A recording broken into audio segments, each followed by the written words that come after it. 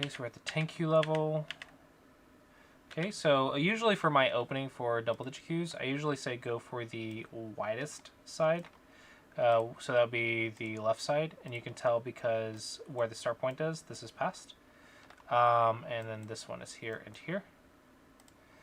So I would say on the left side is probably the biggest. So maybe an enclosure would be the simplest, or you can also approach. Okay, not a huge deal. I like this. Both players making bases. Okay. At this point, black can take Sente. And go here. Let's see, thank you. You would probably want to go here or just 3-3. But I think going into single digit Q, this should be fine as well. If you don't like that, you could also consider a shoulder hit. And the way we find this move is we think about, okay, there's no open sides because there's stones on every single line. So now we want to think about the biggest framework. And we could either choose blacks or we can choose whites. And whites does look a little bit bigger. So we can think about, I want to play over here. So I could think about, okay, if I play over here, where do I want to play? And common moves are going to be caps and shoulder hits.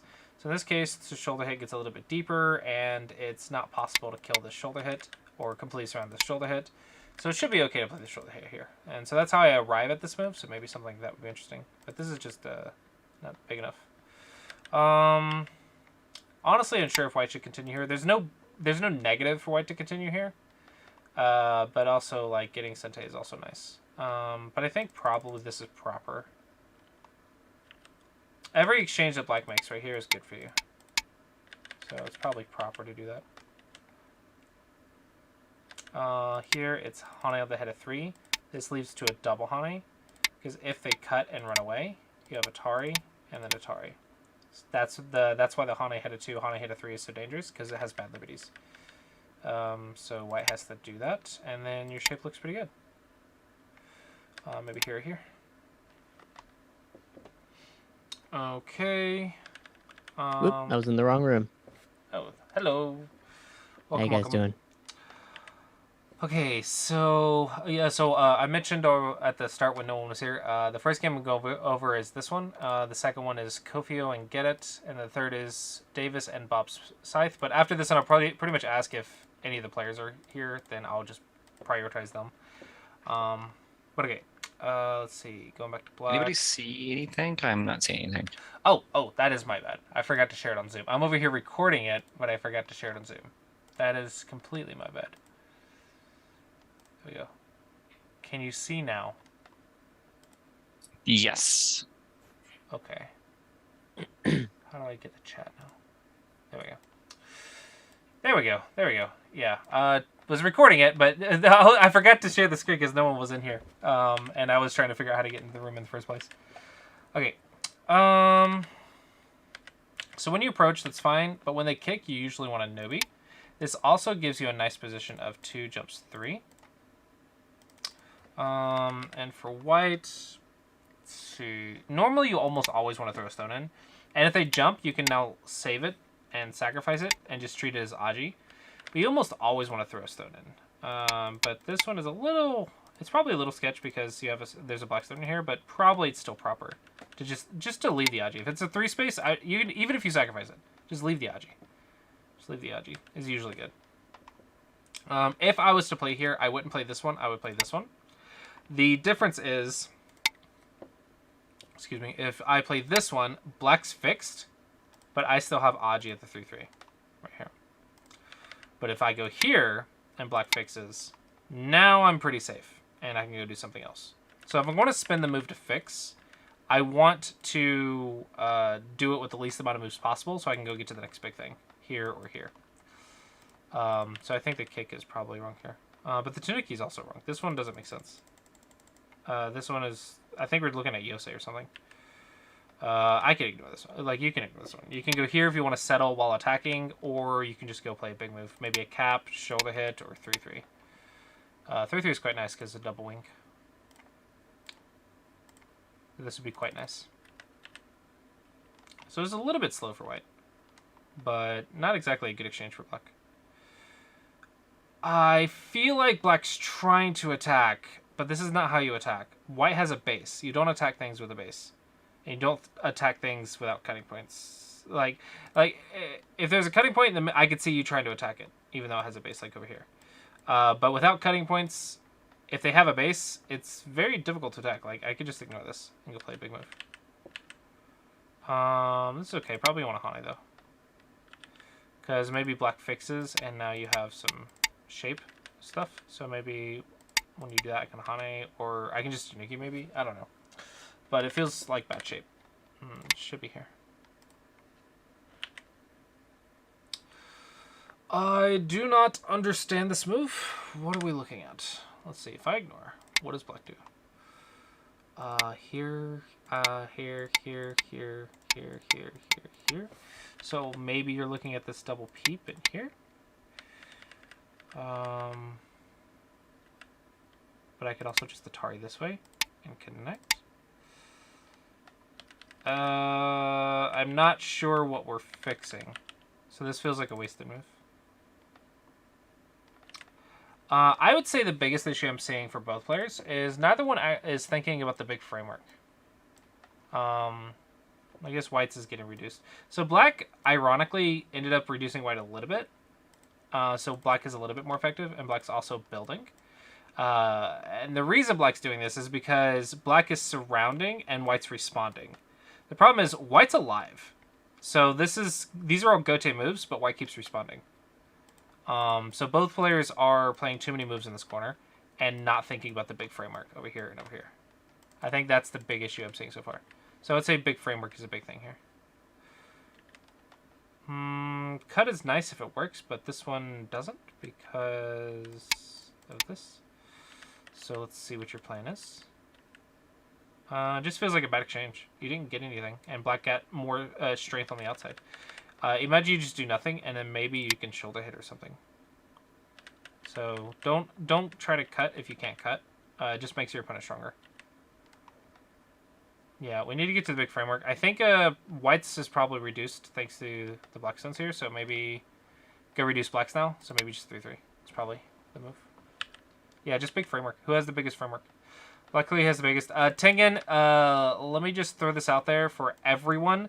Tengen is a lie. It is 99% never the answer. The Tengen, that little dot right there is very distracting. Okay, don't ever play on that dot for your move. It's almost always something else. So in this case, taking the 3-3 because you have a double wing is probably a thing. But okay, let's say we have biggest framework. There's two things we can do. We can either jump on the left to build it like that, or we can start blocking white from coming in like this with the double Hane. And then start looking like that. So we just want to make some sort of U shape. Some sort of U. So make the bowl. This is invadable on this side and this side. So white has choices to deal with your Mayo now. So this is never the answer. 99% of the time, never the answer. Okay, so we just chose an invasion. Reasonable. We just 3-3. If we're looking to invade, we don't want to run. Because if we try to run, there's already black stones out here ready to attack us. So normally, on an empty board, when we try to do that like this, boom, boom, boom, there's not really anything up here to attack us. And that's okay. That's why it's Joseki. But later, after stones have been established, trying to run away when there's stones attacking you is probably not the answer. You almost always want to dive at that point. And if you don't like that, if you think black's getting too much, then maybe choose a reduction instead, like here or here. Maybe just reduce or something. But running is going to be risky because I can potentially cap you and you don't really have anywhere to go. So it can get really risky. Surround the corner? Perhaps? Maybe just attacking the corner is good enough. So black, you got a little too greedy here with the surround. You're not playing defense first. You're not helping A. You can't attack with a weak group. If you attack with a strong group, it's much more powerful. It's much more powerful. 3-3 is usually the response. So white did good making life here. But these two stones, you can see, don't really have much meaning, because even here, if I just go here, and then like this, and this is looking at this. Yeah, that's that pattern. So it's 1, 2, 3, 4, 5, 6, 7, 8, 9. This pattern. Okay, and then I just play the last move first. And if you try to do anything else, you are now cut. So you can see that these two stones actually don't feel very good. Okay, so you fixed this, very nice. Maybe you can fix like this. It pokes points while also fixing. But okay, that's fine, as long as you fixed. You need to block here. This is your ice base. You're gonna die. Because, like, here you have 4 in a row. But if you go here and I push, now you have 3 in a row. So now you're, like, almost dead. That's very scary. That's very, very scary.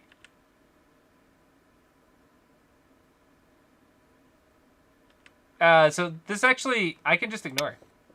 Because if you try to live and I play here, that's a false high. If you try to play the Vita Point, I go here, and that's a false high. So this is actually a common life and death shape. I say common. This is a life and death shape. So if I attack you, you're in a lot of trouble.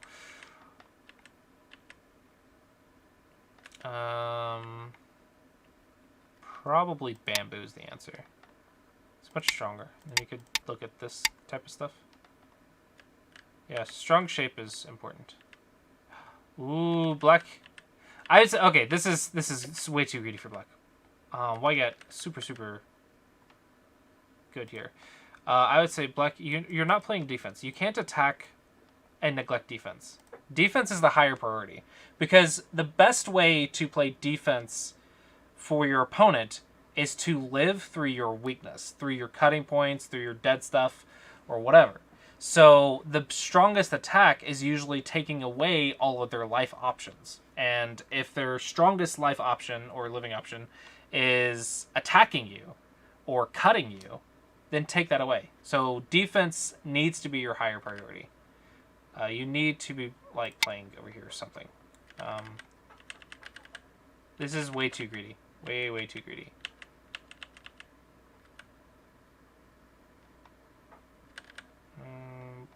Probably just here. I think this is like a Yosei shape, I think.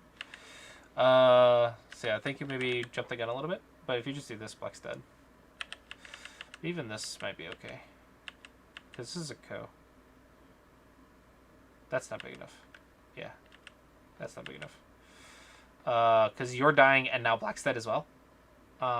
This also isn't big enough, but let's see if there's Aji. So if I just go play the biggest framework, just go over here and play the biggest framework. Let's say I built. Boom. Cap or whatever, right? Let's go here. Peep. Peep. 3-3. Boom, boom, boom. I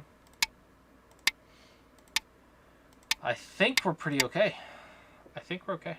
So I think the only thing here is Yosei. I think here, like, you just never done. Yeah. This is a lot of life and death, though. So going into single-digit Q, this is something you're going to have to learn, is all the life and death of the 3-3 invasions. They're pretty hard for double-digit Qs, but for single-digit Qs, it's a must. So find Go problems that do 3-3 life and death. But okay, we did that. Yeah, I would say the biggest thing to take away from this game is going to be largest frameworks. And for black, don't attack with weak groups. That's what's going to get you killed. White saw the cutting point, but I think you defended it wrong. So that probably comes with more practice, I think, more experience. But I did like that white got to the big framework first. But I think also white, you responded to a lot of go-to moves over here. If you don't have to live, you don't have to live.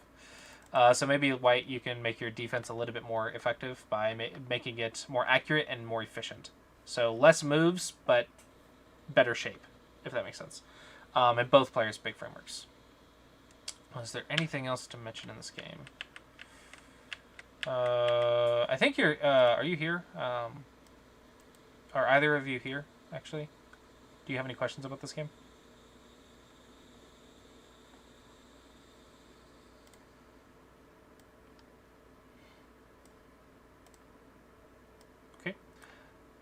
Okay, you are here. I see it in chat.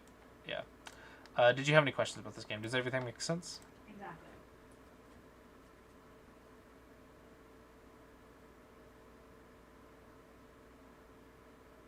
Hopefully everything made sense.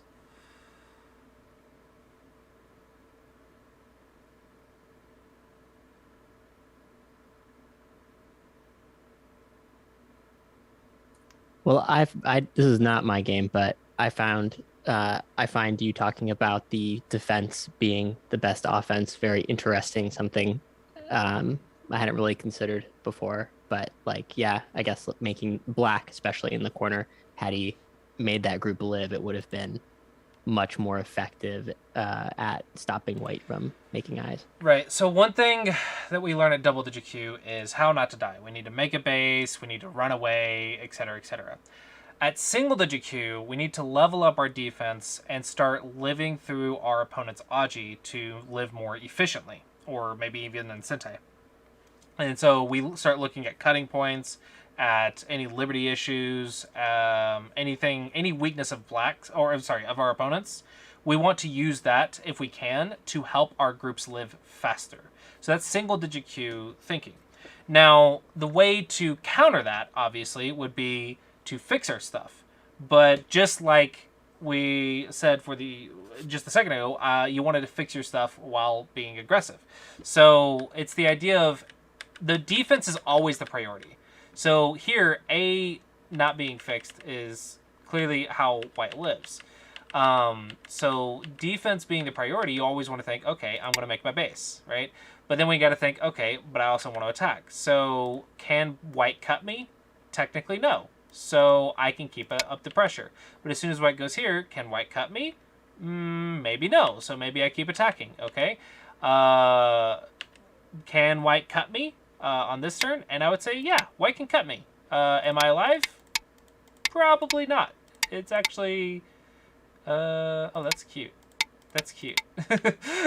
Anyway, you have to do life and death. And then if you're alive, then maybe you can keep attacking. If not, okay, time to prioritize defense.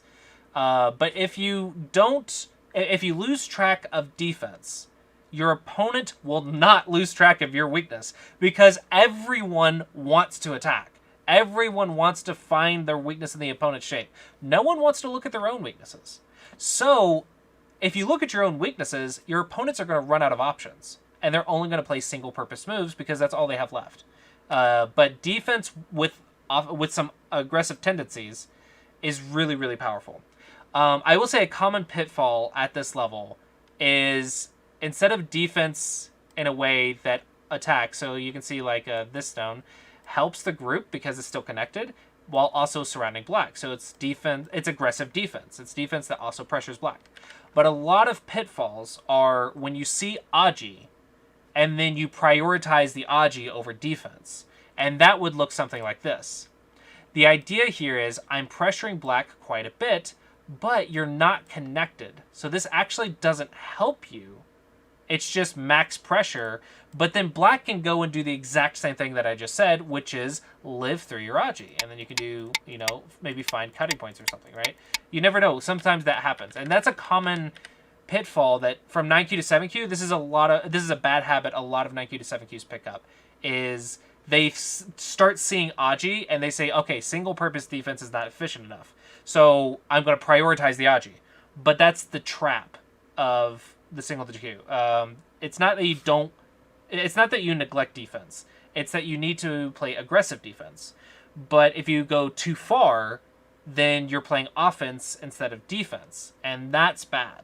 And the difference is, are you actually connected, yes or no?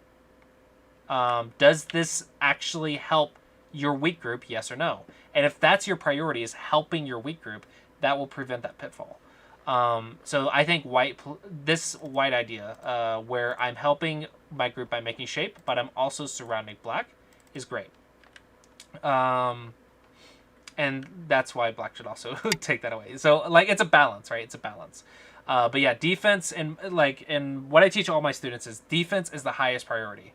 If you know how to not die and you know how to be efficient, you're gonna be able to get through the Q levels. But if you neglect defense and prioritize other things, you're gonna die a lot. And I think that's the key. That's what happened here. Is black prioritized offense over defense. But if you play aggressive defense, it would have still been fine.